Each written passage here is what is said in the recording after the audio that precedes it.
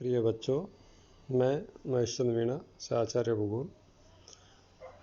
आज की इस वीडियो में हम माध्यिका सतत श्रेणी में माध्यिका के बारे में अध्ययन करेंगे कि किस प्रकार से जो 3 श्रेणियाँ होती हैं, व्यक्तिगत श्रेणी, खंडित श्रेणी और सतत श्रेणी, इन तीनों श्रेणियों में माध्यिका किस प्रकार से ज्ञात की जाती है। व्यक्तिगत और खंडित श्रेणी के बारे में हम पिछले वीडियो में पढ़ चुके हैं। इस वीडियो में उदाहरण के माध्यम से हम देखेंगे कि सतत श्रेणी में किस प्रकार से माध्यिका की गणना की जाती है, माध्यिका मूल्य किस प्रकार से ज्ञात किया जाता है। तो यहाँ पर एक उदाहरण दिया गया है। सतत श्रेणी में वार्षिक वर्षा और प्रेक्षण केंद्रों की संख्या। यहाँ पर जो भी आपको समांक अथवा आंकड़े दिए गए हैं वो सतत श्रेणी के रूप में दिए गए हैं, एक सीरीज के रूप में दिए गए हैं। जैसे 0 से 10, 10 से 20, 20 से 30, 30 से 40, 40 से 50। तो मूल्य यहाँ पर कोई स्पेसिफिक मूल्य नहीं दिया जाता, जबकि एक वर्ग अंतराल दिया जाता है। वो 5 का भी हो सकता है, 2 का अंतराल भी हो सकता है, 10 का अंतराल भी हो सकता है, या जैसा भी उचित हो वो अंतराल दिया जाता है। तो यहाँ पर 10-10 के अंतराल दिए गए हैं। इन 10-10 के अंतराल के अनुसार प्रेक्षण केंद्रों की संख्या दी गई है। 0 से 10 में 16, 10 से 20 में 60, 20 से 30 में 80, 30 से 40 में 24 और 40 से 50 में 20। तो इन आंकड़ों की सहायता से आपको माध्यिका मूल्य ज्ञात करना है। जैसा कि आपने इससे पिछले जो श्रेणी थी खंडित श्रेणी, उस खंडित श्रेणी में ज्ञात किया था, तो वहाँ पर आपको मूल्य दिए गए थे और आवृत्ति दी हुई थी। यहाँ पर आपके सामने मूल्य के स्थान पर वर्गांतर दिए गए हैं और आवृत्ति दी गई है। तो पिछले प्रश्न की भांति यहाँ पर भी हमें एक नया कॉलम बनाना पड़ेगा टेबल में, और उस नए कॉलम में संचयी आवृत्ति अर्थात CF लिखनी होती है। CF के बारे में आपको पिछले वीडियो में बता चुका हूँ कि जैसे 0 से 10 का जो आवृत्ति है वो 16 है, तो अगले जो वर्ग अंतराल है 10 से 20, इसकी आवृत्ति 60। तो 0 से 10 की आवृत्ति भी 16 और संचयी आवृत्ति भी यहाँ पर 16। अगले ग्रुप की, अगले वर्गांतर की जो संचयी आवृत्ति है वो 16 प्लस इसकी आवृत्ति 60, तो हो जाएगी 76। इसी प्रकार से प्रत्येक जो भी वर्गांतर है उस प्रत्येक वर्गांतर में पिछले वर्गांतर की संचयी आवृत्ति और उसी जिसकी अपन बात कर रहे हैं उस वर्गांतर की आवृत्ति, दोनों का योग कर देंगे तो वहाँ पर संचयी आवृत्ति प्राप्त हो जाती है। तो इस प्रकार से संचयी आवृत्तियों का एक कॉलम यहाँ पर बन जाता है, आवृत्तियों के कॉलम के अलावा।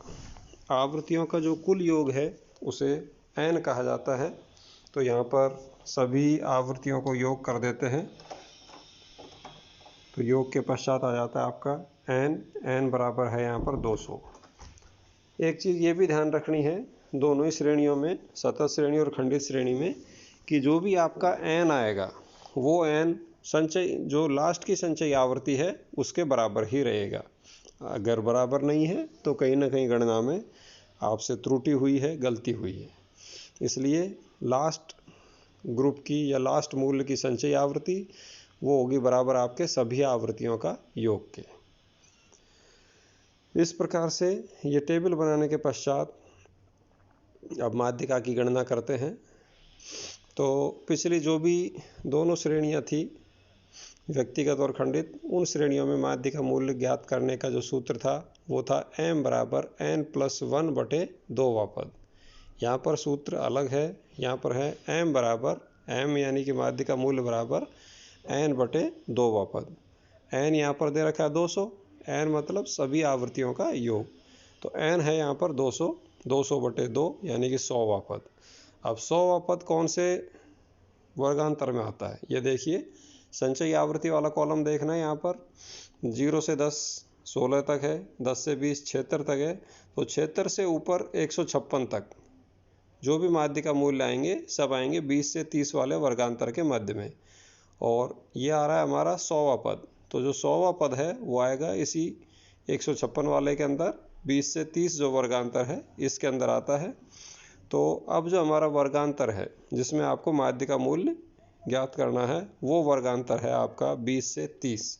इस वर्गांतर के अंदर ही आपका माध्य का मूल्य छुपा हुआ है जिसे आपको ज्ञात करना है। तो माध्यिका का जो वर्गांतर है वो यहाँ पर आ गया आपका 20 से 30। 20 से 30 इसलिए क्योंकि m बराबर आया है आपका 100वां पद, और 100वां पद आएगा आपका बीच में यहाँ पर, क्योंकि क्षेत्र है 10 से 20 तक तो क्षेत्र है, और 20 से 30 क्षेत्र से 156 तक जो भी माध्य का मूल आएंगे वो 20 से 30 के अंतर आपको प्राप्त होंगे। इसलिए यहाँ पर माध्य का वर्गांतर 20 से 30 है। अब माध्य का ज्ञात करने के लिए, माध्य का वर्गांतर ज्ञात हो गया 20 से 30। माध्य का ज्ञात करने के लिए एक सूत्र है, इस सूत्र को आपको याद रखना है। माध्य का यानी m बराबर l प्लस आई अपॉन एफ ब्रैकेट में n/2 माइनस सी। l यहाँ पर है जो वर्गांतर है आपका उसकी लोअर लिमिट, l मतलब लोअर लिमिट, तो वर्गांतर है 20 से 30, इसकी लोअर लिमिट यानी कि निम्न सीमा है 20। आई मतलब वर्गांतर, कितने का अंतर है यहाँ पर, तो वर्गांतर में यहाँ पर 10-10 का अंतराल है, जो इंटरवल है जिसे इंटरवल बोलते हैं, तो इंटरवल यानी कि 10 f अर्थात जो वर्गांतर है माध्य का वर्गांतर, उस वर्गांतर की आवृत्ति, इस वर्गांतर की आवृत्ति है 80, तो f 80 आ गई। n सभी आवृत्तियों का योग 200, तो 200/2 माइनस सी है जो माध्य का वर्गांतर है उससे पिछले वर्गांतर की संचयी आवृत्ति, माध्य का वर्गांतर के पिछले वर्गांतर की संचयी आवृत्ति, तो यहाँ पर c बराबर 76। इन सभी वैल्यूओं को रखने के पश्चात यह आपका गणना करते हो, और गणना करने के पश्चात यह आ रहा है आपका माध्य का m बराबर 23। तो यहाँ पर जो माध्य का है वो माध्य का 23 आ रही है, जो कि इसी माध्य का वर्गांतर 20 से 30 इसके मध्य में या इसके अंदर ही शामिल है।